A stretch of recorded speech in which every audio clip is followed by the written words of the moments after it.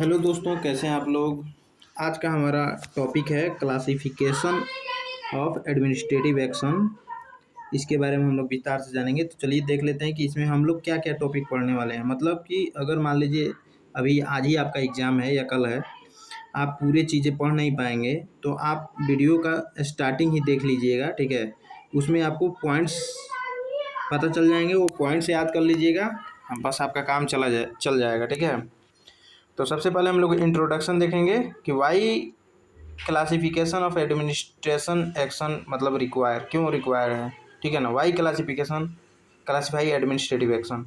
उसके बाद से हम लोग इसमें फोर फोल्ड क्लासिफिकेशन देखेंगे। पहला क्वासी लेजिस्लेटिव या जिसको एडमिनिस्ट्रेटिव लेजिस्लेटिव एक्शन बोलते हैं।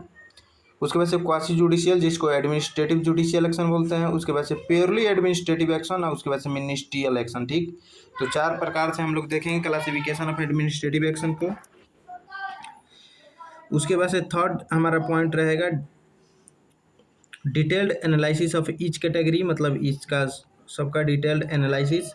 फिर डिस्टिंक्शन मतलब हम लोग अंतर देखेंगे क्वासी जुडिशियल और प्योरली एडमिनिस्ट्रेटिव एक्शन में।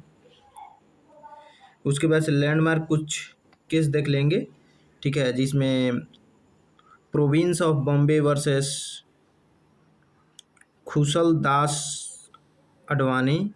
उसके बाद से ए के कराईपक वर्सेस यूनियन ऑफ इंडिया। उसके बाद से रेगड़े वर्सेस बैल्डविन। उसके बाद से हम लोग समरी देख लेंगे, ठीक है। तो चलिए स्टार्ट करते हैं। सबसे पहले है why classification administrative action. Classify administrative action मतलब प्रशासनिक कार्यों का वर्गीकरण क्यों आवश्यक है। तो चलिए देखते हैं। The function of a modern welfare state have expanded exponentially. Today, administrative authorities do not merely execute laws, they have make rules and decide dispute. To determine the extent of judicial control, the applicability of the principles of natural justice and available remedies मतलब जिसको Ritz बोलते हैं, available remedies could clarify administrative action into different categories. एक आधुनिक कल्याणकारी राज्य के कार्य तेजी से बढ़े हैं। आज प्रशासनिक अधिकारी केवल कानूनों को लागू नहीं करते हुए नियम भी बनाते हैं और विवादों और फैसले भी करते हैं। न्यायिक नियंत्रण की सीमा प्राकृतिक न्याय के सिद्धांतों की प्रयोज्यता और उपलब्ध उपचारों को निर्धारित करने के लिए अदालतें प्रशासनिक कार्यों को विभिन्न श्रेणियों में वर्गीकृत करती है, ठीक। अब चलिए इसके फोर फोल्ड क्लासिफिकेशन को देख लेते हैं। अब हम सिर्फ इंग्लिश पढ़ेंगे, ठीक है। आप लोग हिंदी देख लीजिएगा थोड़ा सा पॉज करके। Four fold classification of administrative action. Broadly administrative action are classified into four categories. First is administrative legislative action जिसको क्वासी लेजिस्लेटिव बोला जाता है। Second is administrative judicial action known as quasi judicial. Third is purely administrative action and fourth is ministerial action. Let's discuss one by one. So first is quasi legislative, which also known as administrative legislative action. So when parliament delegates its power to frame rules, regulation or bylaws to an administrative authority, it is called delegated legislation और quasi legislative action. जब parliament अपने power को इस प्रकार frame करती है या delegate करती है लॉ के द्वारा किसी एडमिनिस्ट्रेटिव अथॉरिटी को, तो उसे कहते हैं डेलीगेटेड लेजिस्लेशन या quasi legislative action. What is characteristic of it? It applies to public at large, general applicability. मतलब इसका जो है क्वासी लेजिस्लेटिव या एडमिनिस्ट्रेटिव लेजिस्लेटिव एक्शन का जो है इफेक्ट पब्लिक एट लार्ज पे होता है and has prospective effect future applicability. मतलब इसका प्रोस्पेक्टिव इफेक्ट होता है, न कि रेट्रोस्पेक्टिव। ठीक है, प्रोस्पेक्टिव में होता है कि वो आगे अप्लाई होगा, पीछे नहीं। और रेट्रोस्पेक्टिव मतलब वो पीछे भी अप्लाई हो जाता है, जैसे पीछे कोई केस रजिस्टर हुआ है तो उस पर ये अप्लाई हो जाएगा। लेकिन प्रोस्पेक्टिव ये होता है कि पीछे अगर कोई केस हुआ है तो वो पिछले केस पे पिछला वाला ही कानून अप्लाई होगा, ये अभी वाला नहीं होगा। ठीक है, तो उसको बोलते हैं रेट्रोस्पेक्टिव। तो ये प्रोस्पेक्टिव इन नेचर है। Example, framing of traffic regulation by police commissioner और rules framed under motor vehicle act. ठीक है, अगर कोई भी रेगुलेशन या कोई भी रूल फ्रेम हो रहा है ट्रैफिक से रिलेटेड और मोटर व्हीकल एक्ट से रिलेटेड, तो वो क्या होगा, प्रोस्पेक्टिव इन नेचर होगा, मतलब फ्यूचर में अप्लाई होगा। Control, so natural justice does not apply to the rule making unless specified by statute. However, it can be declared void if it is ultra vires the parent act. ठीक है, अगर मान लीजिए ये quasi judicial जो है किसी भी पेरेंट एक्ट को, जैसे कॉन्स्टिट्यूशन को या किसी भी जैसे जिससे वो एक्ट निकल के आया है, उसको अगर वायलेट कर रहा है, अल्ट्रा वायर्स कर रहा है, तो वो वाइड हो जाएगा। हिंदी आप लोग देख सकते हैं।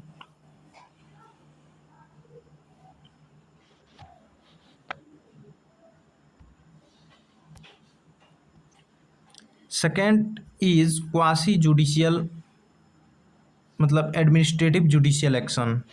When an administrative body is legally empowered to adjudicate dispute between two parties or effect the right of citizens after evaluating evidence, its action is quasi-judicial. What is key? Test the presence of duty to act judicially, lists or dispute between parties. What is,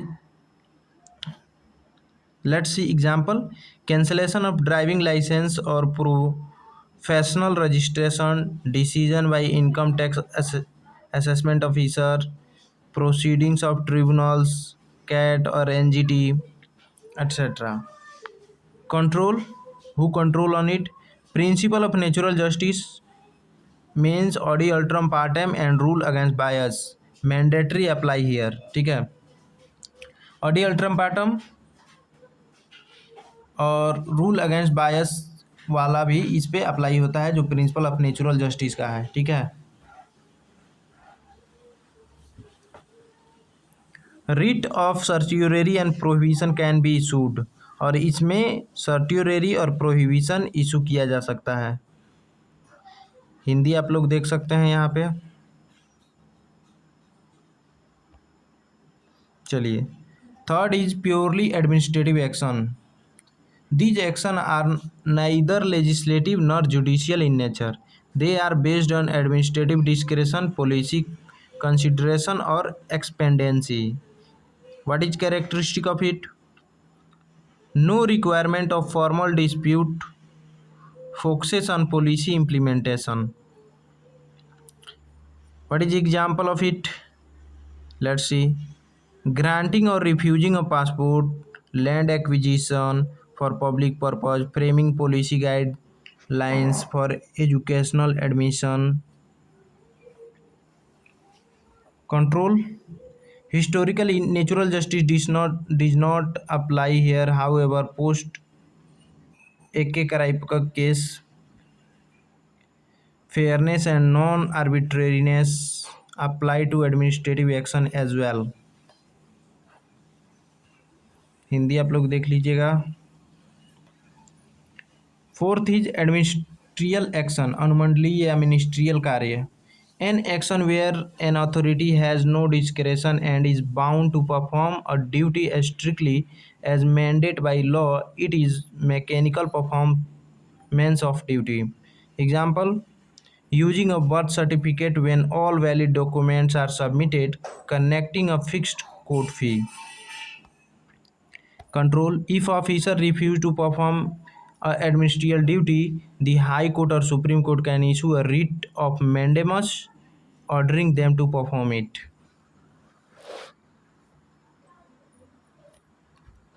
Hindi आप लोग देख लेंगे।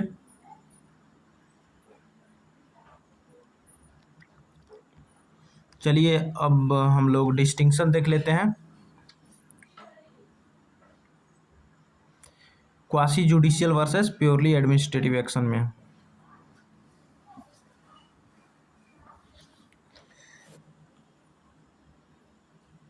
तो quasi judicial में क्या है कि duty to act judicially, yes, presence of a lis means dispute between two parties is essential. ठीक है, क्वासी जुडिशियल में दो पार्टीज का होना जरूरी है, लेकिन प्योरली एडमिनिस्ट्रेटिव में no based on executive policy discretion and expediency, इसमें पार्टी का होना जरूरी नहीं है। Principle of natural justice, quasi judicial में principle of natural justice strictly apply होगा, मैंडेटरी है लेकिन इसमें जरूरी नहीं है। ठीक है, रिट, इसमें सर्ट्योरिटी और प्रोविजन कैन बी इशूड, लेकिन इसमें सिर्फ मैंडेमस होगा। ठीक है, can not be issued, certiorari can not be issued, mandamus और declaration is issued. Evidence basis क्या है, तो decision are based on evidence presented, लेकिन इसमें decision are based on policy matters and subjective satisfaction. Landmark case क्या है, तो province of Bombay versus Khushal Das Advani, इसमें क्या हुआ था, सुप्रीम कोर्ट ने अर्ध न्यायिक कार्यों को प्रशासनिक कार्यों से अलग करने के लिए शास्त्रीय परीक्षण निर्धारित किया। मतलब Supreme Court laid down classical test to distinguish quasi judicial action from administrative action. If the statute requires an authority to decide a matter based on objective facts after hearing parties, the action is quasi judicial। मतलब यदि कानून किसी पदाधिकारी को पक्षों को सुनने के बाद वस्तुनिष्ठ तथ्यों के आधार पर निर्णय लेने की आवश्यकता देता है तो कार्य अर्ध न्यायिक है। A K. Kraipak versus union of India में क्या बोला गया था, supreme court blurred the rigid distinction between administrative and quasi-judicial action. It held that the requirement of fairness and natural justice apply to purely administrative function as well if they affect right। मतलब Supreme court ने प्रशासनिक और अर्ध न्यायिक कार्यों के बीच कठोर रेखा को समाप्त कर दिया। इसमें माना कि यदि वे अधिकारों को प्रभावित करते हैं तो निष्पक्षता और प्राकृतिक न्याय की आवश्यकता विशुद्ध रूप से प्रशासनिक कार्यों पर भी लागू होती है। ठीक है, मतलब आपको बताना पड़ेगा क्या कि आपका जो कृत्य या कार्य है, एडमिनिस्ट्रेटिव एक्शन है, वो फेयर है कि नहीं है, नेचुरल जस्टिस को फॉलो कर रहा है कि नहीं। ठीक है, एक केस था कौन सा, इंदिरा गांधी ऐसे कुछ करके था, जिसमें पासपोर्ट जब्त कर लिया गया था। तो उसमें कोर्ट ने बोला था कि जस्ट, फेयर एंड रीजनेबल होना चाहिए आपका एक्शन। रिगडे वर्सेस बैल्डविन, इसमें the House of Lords held that the duty to act judicially need not be explicitly mentioned in the statute, it can be inferred from the nature of the power and its affect rights. House of Lords ने माना कि न्यायिक रूप से कार्य करने के कर्तव्य का कानून में स्पष्ट उल्लेख आवश्यक नहीं, इससे शक्ति की प्रकृति और अधिकारों पर इसके प्रभाव से समझा जा सकता है। समरी आप लोग देख लीजिएगा, इसमें लेजिस्लेटिव एक्शन क्या है, क्वासी जुडिशियल एक्शन क्या है, ठीक है, एडमिनिस्ट्रेटिव एक्शन क्या है, मिनिस्ट्रियल एक्शन, इसमें आसान भाषा में बताया गया है। ठीक है, लेजिस्लेटिव एक्शन क्या है कि जनरल एप्लीकेशन और प्रोस्पेक्टिव इफेक्ट एक साथ आएगा। क्वासी जुडिशियल एक्शन में क्या है, डिस्प्यूट होना चाहिए plus duty to hear, natural justice mandatory है। एडमिनिस्ट्रेटिव एक्शन में पॉलिसी बेस्ड है, डिस्क्रिशनरी है, ड्यूटी ऑफ फेयरनेस इसमें बताना पड़ेगा।